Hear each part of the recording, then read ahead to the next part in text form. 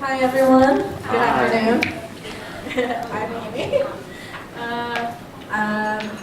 I'm Amy. I'm a student at Western Washington University. I'm a senior. I just recently completed the TESOL course at Western this past week, actually, so I'm now certified. And I will be graduating next quarter, and this is... Hi, I'm Tracy Young. Oh, it's my turn. Hi, I'm Nono.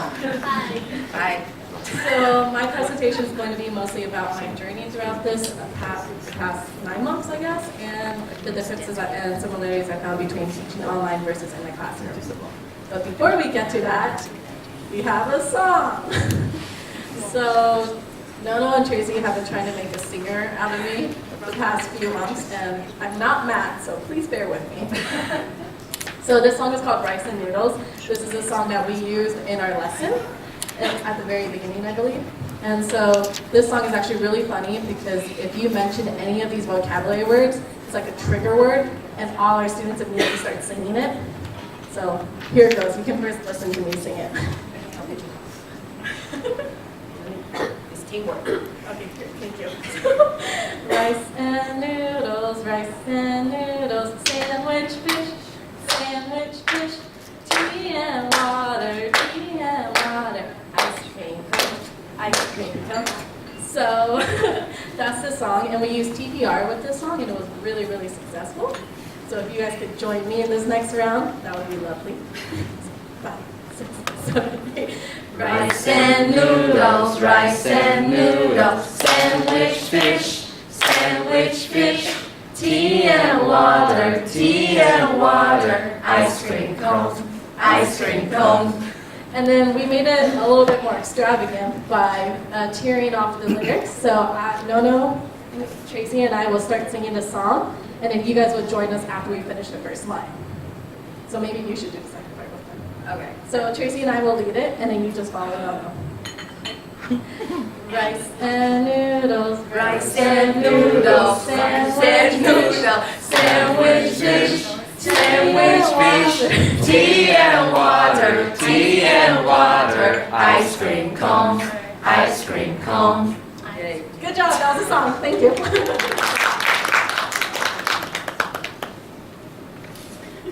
So thanks for singing. So I'm going to tell you a little bit about my teaching background. So most of my experience, similar to Sarah's, has been all of it has been with adult learners, and from the age ranges of 18 to 60-year-olds.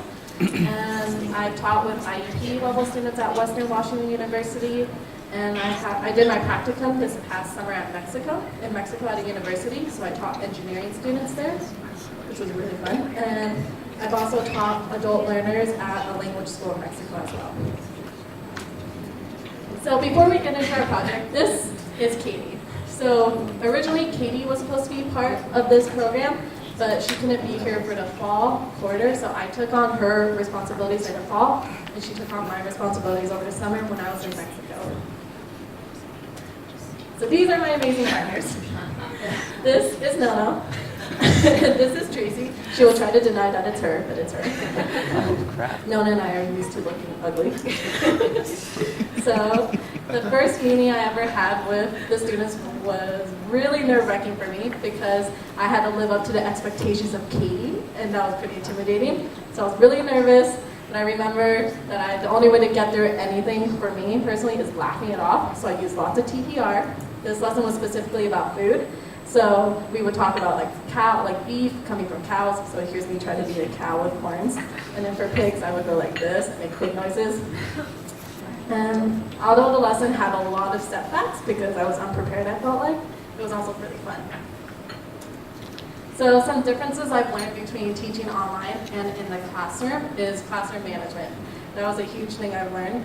So there's such a difference when you have a physical presence in the classroom. And so Nono and Tracy would be doing a lot of the classroom management when the students got like too excited and we couldn't capture their attention. So the ways we manage this is by playing games, maybe like Simon Says. So like, if you can hear me, put your hand on your head. If you can hear me, touch your nose. Now it's like a fun way to grab their attention back to me. Another technique we used was setting goals. So they knew I was coming to Taiwan, so we would set goals for them, and perhaps I would bring them a little prize, or we just have a special one-on-one conversation, or something like that. And other differences I've learned throughout this time is that you have to really use creative ways to convey the meaning. So this is like what Matt and Sarah have talked about by using lots of TPR. And that's like a really easy way for them to remember things as well as truly understand what's happening. And using relatable characters from their lives. So I tried using like Hello Kitty and Ash and from Pokemon to really capture their attention so they can relate to it. And I've learned that there's a lot more preparation needed when you're teaching online versus in a classroom, from my personal experience at least. So what I've learned a lot. Nona and Tracy have given me lots of great feedback, and I'm really thankful for them. So I learned that I really need to slow my pace down. I'm probably talking really fast right now. And I learned that I really need to chunk my words when I'm talking to them so I don't become just like a talking head. And waiting time. Waiting time is really important. It's something I've learned a lot about because in the beginning of my teaching experience, I would always jump to conclusions and answer for them because I was like, oh my God, I don't want them to be nervous or awkward. I don't want them to feel like they're getting it wrong. But that's not beneficial to learners at all. And so I learned that a lot through this experience too. And so kind of the theme of this whole day, TPR and drama, is really, really great. Visuals are also awesome, and songs. And pretty much every lesson I've done with Tracy and Nono, we've had a song. Because they're trying to make a singer out of me. So some challenges I've had throughout this experience is catering to a multi-level classroom. And so trying to cater to all different types of students' needs and what they learn, how they learn best has been really difficult, but it's been also a great learning experience. Another challenge is promoting fluency when they have a teacher in the room who speaks their L1, their native language. And so I remember in the beginning of this whole teaching experience, I would say something and they'd immediately look to Nono or Tracy because they could translate, but that's not helping their fluency in the end. Working on that. And so some future goals for myself is trying to connect the ideas from past lessons to the lessons we're teaching, really activating prior knowledge, as well as preparing more higher order thinking questions and scaffolding out to the students really well so it doesn't seem like it's coming out of the blue or anything. And also making the content more relatable to the students' lives. One thing that's really important for me is making sure that I'm not just promoting views from my side, and I want to promote their views and just multiculturalism in the classroom. And so the need to be more inclusive, because throughout this experience, it seemed kind of one-dimensional. I kept teaching them about American culture, but I felt like I haven't learned a lot about their culture. And so that's something I would really like to improve on. And let's get through that because I'm long. And so I'm just going to recap this whole journey and say that I started out really unprepared and nervous, but I've learned throughout this whole journey is to really roll with the punches and kind of accept what's coming at me, and that's the only way I will grow as a teacher. So it's been a very, very exciting time, especially the past few days. Nona has really put me through the ringer in her classroom. But it's been great. Yeah, thanks.